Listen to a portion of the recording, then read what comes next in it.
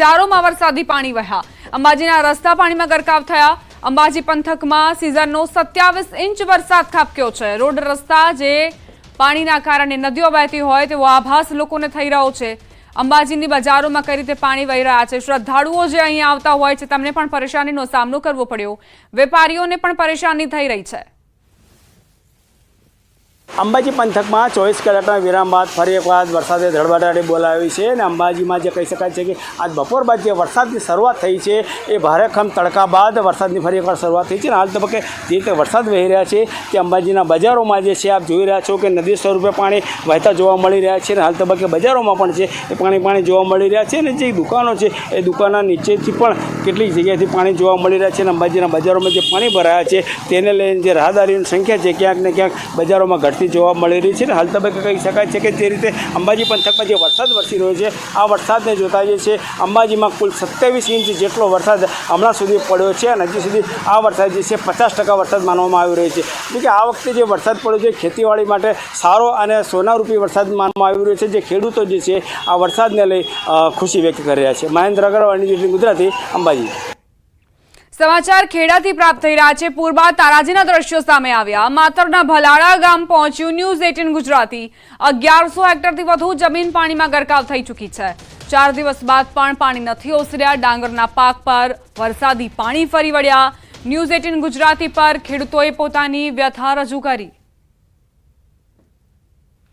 ખેડા જિલ્લામાં ભારે વરસાદ અને ઉપરવસના પાણીના વરસાદના કારણે ઠેર ઠેર હજુ પણ જળબંબાકારની સ્થિતિ છે। હું ઊભો છું તે કોઈ તળાવ, નાળું કે નહીં, પરંતુ એક રોડ ઉપર ઊભો છું અને આ પાછળ મારી જોઈ રહ્યા છો એ તમામ જમીનો છે કે જે તમામ જમીન અંદાજિત 8000થી વધુ હેક્ટર જમીન તમામ પાણીમાં ગરકાવ થઈ ગઈ છે। કહી શકાય કે તમામ જે આ પાક છે તે નિષ્ફળ ગયો છે। આ જગ્યાનો ભલાડા સાયલા રોડ ઉપર ઊભો છું। અહીંના ખેડૂતો પણ આપણી સાથે જોડાયા છે। ખેડૂતો સાથે વાત કરવાનો પ્રયત્ન કરીશું। શું તમારું નામ અને શું પરિસ્થિતિ? દિનેશભાઈ મારું નામ છે। દિનેશભાઈ, જળબંબાકારની સ્થિતિ છે, શું પરિસ્થિતિ? આજની તારીખમાં જે બહારથી અને ઉપરવાસનો જે વરસાદ થયો, ભલાડા ગામે અહીં પાણીનું સ્ટોરેજ થયું છે। આશરે અંદાજે અમારા ગામની 75% જમીન પાણીની અંદર ગરકાવ થઈ ગઈ છે અને સદંતર ડાંગરનો પાક નિષ્ફળ ગયો છે। અંદાજે દિનેશભાઈ કેટલા રૂપિયાનું નુકસાન હશે? અંદાજે આ ઉત્પાદન જે મળવાનું નહીં ત્યાં પછી જો એક ખેતર દીઠ 15,000 રૂપિયાનું ગણીએ, 20,000 ગણીએ તો આજે જે સદંતર જમીન અમારી આટલા ટકા જે અમે દર્શાવી એ પાક એટલે નુકસાન જ છે। દિનેશભાઈ, જે પાણી ફરી વળ્યા છે, આ પાણી વરસાદના પાણી છે કે શાના પાણી છે? આ પાણી 1970થી જે અમારા ગામની અંદર બહારથી ડેનેજ લાવ્યા ત્યાર પછીની આ પરિસ્થિતિ પાણી સ્ટોરેજ થાય છે અને પાણી જવાની જે જગ્યા છે એ થોડી સાંકડી છે એટલે પાણી સ્ટોરેજ થાય છે એટલે પાક પાણી સદંતર બુડમાં જાય। રાજકોટના ભાદર 1, ભાદર 2 તથા મીણસાર, બાંટવા ખારો તથા જૂનાગઢના ઉજ્જત સહિતના ડેમોના પાણીનો નિકાલ કુદરતી રીતે વર્ષોથી પોરબંદર જિલ્લાના દરિયામાં થાય છે। પોરબંદર જિલ્લામાં કુલ 5 જગ્યાએથી ઉપરવાસના ડેમોના પાણીનો નિકાલ થાય છે, જેમાં ઘેડના પાતા ગામ, નવી બંદર તથા ટુકડા અને પોરબંદર ખાડી સહિત કુલ 5 જગ્યાઓથી આ પાણી દરિયામાં જઈને ભળે છે। પોરબંદરના નવી બંદર નજીક ઉપરવાસના ડેમોના ધસમસતા પાણીનો પ્રચંડ પ્રવાહ હાલમાં વહેતો જોવા મળી રહ્યો છે। ખડખડ વહેતો આ પ્રવાહ આગળ જતા દરિયામાં સમાઈ જાય છે। ત્યારે પણ ઉપરવાસના ડેમોમાંથી પાણી છોડવામાં આવે છે ત્યારે ખેડ પંથકના ગામોમાંથી થઈ અને જે તેમને જે જવા માટેનો જે માર્ગ જે છે ત્યાંથી તે દરિયામાં તેનું જે ભળતું હોય છે પાણી અને અત્યારે પણ જે રીતે પાણી છે તે પાણીનો વેગ છે પ્રચંડ પ્રવાહમાં અહીં દરિયામાં ભળતો જોવા મળી રહ્યો છે ને ખાસ કરીને દર વખતે ઉપરવાસના ડેમોના કારણે ખેડ પંથક જે છે તે જળબંબાકાર થાય છે અને આ વખતે પણ રેકોર્ડ બ્રેક પાણી આવવાના કારણે આ પરિસ્થિતિ છે તે ખૂબ જ વિકટ ખેડ પંથકની બની છે।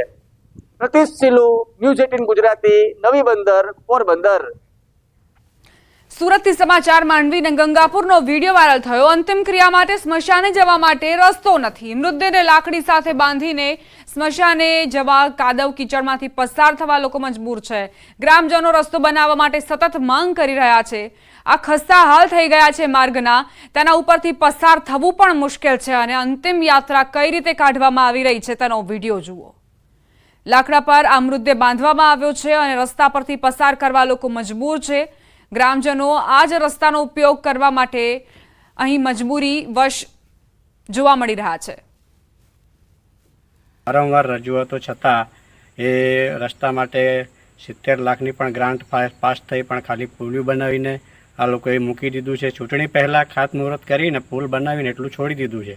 આગળ કોઈ રસ્તા નથી, કશું નથી. અમારે આવવા જવાનો દૈનિક આવવા જવાનો રસ્તો જ છે. કાં તો અમારે નાવડીમાં થઈને ડેમમાં થઈને આવવું પડે. જૂનાગઢથી સમાચાર. એમએલએ દેવા માલમ ઘેડ પંથકની મુલાકાતે. ખેડૂતો એમએલએની હાજરીમાં અધિકારીને ખખડાવ્યા. ધારાસભ્યની હાજરીમાં ખેડૂતોએ રોષ ઠાલવ્યો. પૂરગ્રસ્ત બામણસા ગામની એમએલએએ મુલાકાત લીધી હતી. ધારાસભ્યએ સમસ્યા હલ કરવા માટે આશ્વાસન આપ્યું છે. ઘેડ પંથક જે બીજી વખત વરસાદી આફતના કારણે ખૂબ જ મુશ્કેલીમાં મુકાઈ ગયું છે. ખેડૂતોના પાકનું ધોવાણ થઈ ચૂક્યું છે. ત્યારે ધારાસભ્ય પહોંચ્યા અને ખેડૂતોની સમસ્યાઓ વિશે જાણકારી મેળવી. ખેડૂતની જોઈ લ્યો એક વખત. જોવ તો ખોરા તમે એમ 3 જ ફેરા કરે આખા દિવસમાં, 3 જ ફેરા. 3 વાગ્યા પછી કહી દી કે અમારો ટાઈમ પૂરો થઈ ગયો. અને ડીઝલ પૂરું થાય તીકડી ફોન કરે રાજકોટ કે ડીઝલ પૂરું થઈ ગયું. તો ડીઝલ નો આગલેથી ફોન કરાય કે ડીઝલ પૂરું થાય તો ફોન કરાય? થોડીક તો દયા હોવી જોઈએ કે ના હોવી જોઈએ ખેડૂત ઉપર? પણ કરવું તો હુકાઈ 65 ટેમ ફરાય, પણ અને ખાલી કેમ 3 ફેરા કર્યા? 3 ફેરા કરવાનું કારણ શું? ટ્રેક્ટર 6 થી 7 ફેરા કરે. ખેડૂત પ્રાઇવેટ ટ્રેક્ટર મૂક્યા હતા. સમાચારોમાં આગળ વધી નર્મદાથી સમાચાર. કમોડિયા ગામ નજીક દીપડો દેખાયો. મુસાફરે દીપડાને કેમેરામાં કેદ કર્યો. નર્મદાના જંગલમાં દીપડાના આટાફેરા. ઝરવાણી ધોધ જવાના રોડ પર દીપડાએ દેખા દીધી.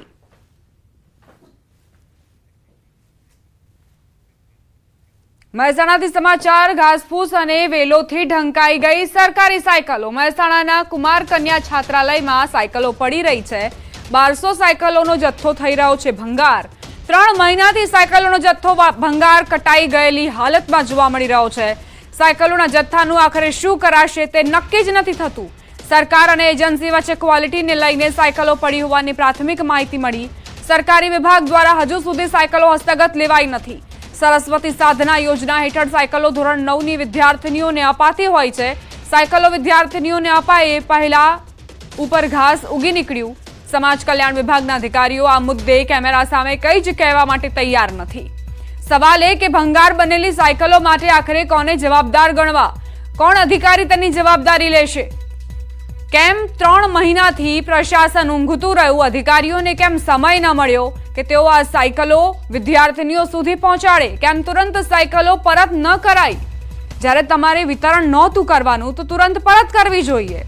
હજુ સુધી ક્વોલિટી ચેકને લઈને કેમ આ સાયકલો ભંગાર બની રહી છે? શું ચોપડે દેખાડવા માટે આ કવાયત કરાઈ છે? સરકારના કરોડો રૂપિયા આખરે કેમ વેડફવામાં આવી રહ્યા છે? બીજી તરફ જે વિદ્યાર્થીનીઓ હકદાર હતી આ સાયકલોની તે તો પગપાળા જવા માટે જ મજબૂર છે કે હવે અધિકારીઓ જવાબ આપવા પણ તૈયાર નથી. મૌન સેવીને બેઠા છે. શું આ આખી પ્રક્રિયા માત્ર ને માત્ર ચોપડે દેખાડવા માટે હાથ ધરવામાં આવી હતી?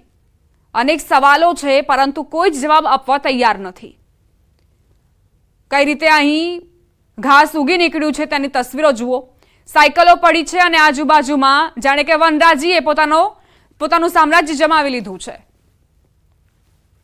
કડી બાદ હવે મહેસાણામાં પણ જે ધોરણ 9ની વિદ્યાર્થીઓને જે સાયકલ આપવામાં આવેલી છે તેનો જે જથ્થો હોય છે તે જોવા મળ્યો છે. ખાસ કરી અંદાજિત 1200 જેટલો જે સાયકલનો જે જથ્થો હોય છે તે અહીંયા જોવા મળ્યો છે. તમે તેની હાલત જોઈ શકો છો કે અહીંયા હજી સુધી વિદ્યાર્થીઓને આ સાયકલ ના પહોંચતા આની જે પરિસ્થિતિ હોય છે તે દયનીય બની છે. તમે જોઈ શકો છો મોટાભાગની જે સાયકલો હોય છે તેમાં કાટ જોવા મળ્યો છે. ખાસ વાત કરીએ તો થોડા દિવસો પહેલાં જ કડી ખાતે આજે સ્કૂલનો જથ્થો જોવા મળ્યો હતો, ત્યારે આજે પણ મહેસાણા આરટીઓની પાછળ જે કુમાર છાત્રાલય આવી છે તેના જે ગ્રાઉન્ડ હોય છે તેમાં હાલ આજે જથ્થો હોય છે જે જોવા મળ્યો છે. ખાસ વાત કરવામાં આવે તો જે ધોરણ 9માં જે વિદ્યાર્થીની હોય છે તેને આ સાયકલ આપવામાં આવી છે. ગરીબ અને મધ્યમ પરિવારની જે દીકરીઓ હોય છે તે સારો અભ્યાસ કરી શકે છે અને આગળ વધી શકે છે. તેને માટે સહાય રૂપે આજે સાયકલો આપવામાં આવતી હોય છે, પરંતુ હાલમાં આજે જથ્થો હોય છે તે અહીંયા જોવા મળી રહ્યો છે. ખાસ વાત કરીએ તો હજી સુધી જે વિદ્યાર્થીઓ સુધી આ સાયકલો પહોંચી નથી. હાલમાં જે સૂત્રો તરફથી માહિતી મળી રહી છે તે પ્રમાણે આ કોન્ટ્રાક્ટર અને જે સમાજ કલ્યાણ વિભાગ હોય છે તેના વચ્ચે કંઈક પ્રોબ્લેમ થતાં હજી આ સાયકલનો જથ્થો અહીંયા જોવા મળી રહ્યો છે. જે તંત્ર હોય છે તેનું માહિતી મળી રહી છે. તંત્રના જણાવ્યા અનુસાર હજી સુધી આ જે જથ્થો હોય છે તેમના હસ્તક લેવામાં આવ્યો નથી. ક્વોલિટી ચેક કરવામાં બાકી છે, ત્યારે આ જથ્થો હજી જોવા મળે છે. પરંતુ જે વિદ્યાર્થીઓ છે તે આશા રાખી રહી છે કે આ જે ક્વોલિટી ચેક હોય અથવા જે પણ પ્રોબ્લેમ હોય તેનું સોલ્યુશન આવે અને ફટાફટ જલ્દીમાં જલ્દી તેની જે સાયકલ હોય છે તે જે વિદ્યાર્થીઓ છે તેમના સુધી પહોંચી શકે. કેતન પટેલ, ન્યૂઝ 18 ગુજરાતી, મહેસાણા. રાજકોટ સહિત સમગ્ર સૌરાષ્ટ્રમાં ઓગસ્ટ મહિનામાં ધોધમાર વરસાદથી ખેડૂતોને મોટા પાયે નુકસાન થયું. ઠેર ઠેર લીલા દુષ્કાળના દ્રશ્ય સર્જાયા. ન્યૂઝ 18 ગુજરાતીની ટીમ દ્વારા રાજકોટ જિલ્લાના વાજડીગઢ ગામે મુલાકાત લેવામાં આવી, ત્યારે અહીંના મોટાભાગના ખેડૂતોને પારાવાર નુકસાની વહોરવાનો વારો આવ્યો હોવાનું સામે આવ્યું. વાજડીગઢ ગામ ખાતે મોટાભાગના ખેડૂતો તુવેર, કપાસ, સોયાબીન તેમજ મગફળી સહિતના પાકને મોટું નુકસાન થયું. સરકાર તાત્કાલિક અસરથી નુકસાની બાબતે સર્વે કરાવીને ખેડૂતોને આર્થિક સહાયની ચૂકવણી કરે તેવી માંગ ખેડૂતોએ કરી. જગતનો તાત છેલ્લા કેટલાય સમયથી વરસાદની કાગડોળે રાહ જોઈ રહ્યો હતો, પરંતુ જે પ્રમાણે વરસાદ વરસ્યો છે, આશીર્વાદ રૂપે નહીં પરંતુ આફતરૂપી વરસાદ છે તે રાજકોટ શહેર તેમજ રાજકોટ જિલ્લામાં વરસ્યો છે. ને હું આપને મારી પાછળના જે દ્રશ્યો બતાવી રહ્યો છું, આ દ્રશ્યો છે રાજકોટના વાજડીગઢ ગામના. આ દ્રશ્યો છે, જોઈ શકાય છે કે કઈ પ્રકારે આ તુવેર છે તે હવે બળી ચૂકી છે. દ્રશ્યોમાં પણ જોઈ શકાય છે કે કઈ રીતે તુવેરનો પાક છે તે સંપૂર્ણપણે નાશ પામી ચૂક્યો છે. જે પ્રમાણે લીલા દુષ્કાળની પરિસ્થિતિ રાજકોટ જિલ્લાની અંદર જોવા મળી રહી છે. અહીંના ખેડૂતો આપણી સાથે છે, આપણે તેમની સાથે વાતચીત કરવાનો છે તે પ્રયત્ન કરીશું કે આખરે કયા પ્રકારની પરિસ્થિતિ છે. શું કહેશો? સાહેબ, ખેડૂતની તો પરિસ્થિતિ અત્યારે તુવેરમાં તો 3 થી 4 મહિના જે મહેનત કરી સંપૂર્ણપણે ફેલ છે. આ 12 મહિનાની પાક તો મોલ છે. હવે આમાં સાહેબ અત્યારે ઓલરેડી 3.5 મહિના જેવો ટાઈમ થઈ ગયો. 3.5 મહિનાનો જે ખર્ચો ગણી સાહેબ, તો અત્યાર સુધી બિયારણથી માંડી હાઇબ્રિડ બિયારણ, ખાતર, દવા અને મજૂરી એ ઘણો બધો ખર્ચો લાગી ગયો છે.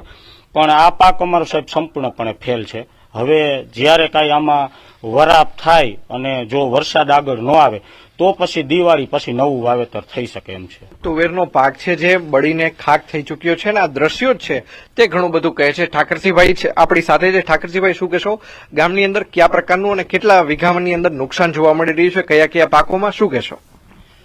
આપણે કપાસ, તુવેર અને સોયાબીન જેવા પાકોની અને શાકભાજી એમાં 80 થી 85% નુકસાન છે.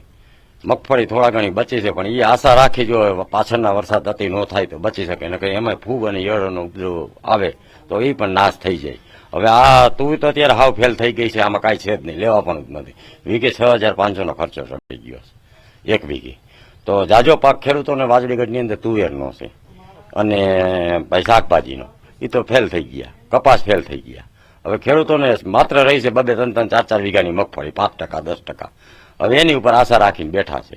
આ પાક છે તે સદંતર નિષ્ફળ નીવડ્યો છે, ત્યારે સરકાર દ્વારા વહેલામાં વહેલી તકે સર્વે કરવામાં આવે ને ત્યારબાદ કહી શકાય કે ખેડૂતોને તાત્કાલિક અસરથી નાણાકીય સહાય ચૂકવવામાં આવે તે પ્રકારની માંગ ખેડૂતો કરી રહ્યા છે. અંકિત પોપટ, ન્યૂઝ 18 ગુજરાતી, વાજડીગઢ ગામ, રાજકોટ.